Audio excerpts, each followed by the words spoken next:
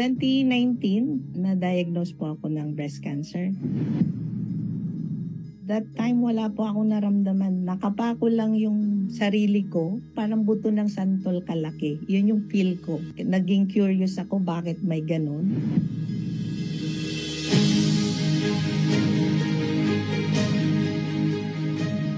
Hello po, my name is Mary Ann Dayumat. I'm 50 years old. Dito po ako sa Budapest, Hungary. More than 2 decades na po. I'm working as a resident staff in one of the embassy here. Yung lifestyle ko naman before, home cooking kami, yung gano'n. Hindi ako nakadepende sa luto sa labas yun. Kasi yun yung mga trend dito eh. 2019 po, yun, na-diagnose ako ng breast cancer. May nakapa ako na bukod. Parang buto ng santol kalaki. Yun yung feel ko. Nung sinabi ng doktor, I have to undergo ng chemo, then surgery, at saka radiation. Nung narinig ko yung chemo, parang natakot nga ako. Tinanong ko yun sa doktor ko na sabi ko, there is other way bukod sa chemo. Sabi niya, wala. Sa help din ng faith ko kay Lord, binigyan ako ng magandang doktor na nag-assure sa akin. Sinabi niya talaga, I will cure you. Yan po yung term na ginamit niya. Ang isa pong nagpalakas sa akin, yung boss ko po. Alam niyo po yung sinabi niya sa akin, you have to be healthy here. They can cure you. Marami ng medicine ngayon, so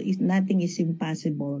Yung mind mo dapat healthy kasi it goes down to your body. Now, which is, totoo po pala yun. At saka sasamahan mo nga ng faith talaga at prayer dahil walang imposible sa Diyos natin. Noong 2021, banggit niya sa akin about JC Barley. Parang na-curious ako kasi that time, naghahanap ako ng alternative medicine noon na yung natural. So, nabanggit niya, why don't you try JC Barley? Doon ko na-feel na parang hapon na parang ang lakas pa rin ng katawan ko, yung parang hindi ako napapagod, although ang daming work. Parang sabi ko, ito pala yung effect ng barley na to. Sabi ko, maganda nga kasi parang na-energize ka talaga. You keep you going. Kahit na hindi mo mamamalayan na hapon na pala, pero yung energy mo parang pang umaga pa rin. So, malaking tulong po talaga sa akin yung JC organic barley natin na to regenerate nung mga cells ko, especially yung sa skin ko na parang dehydrated. Ngayon, I feel light na nakikita ko po yung progress ng itsura ko nung before ako mag-take ng barley at saka up to now.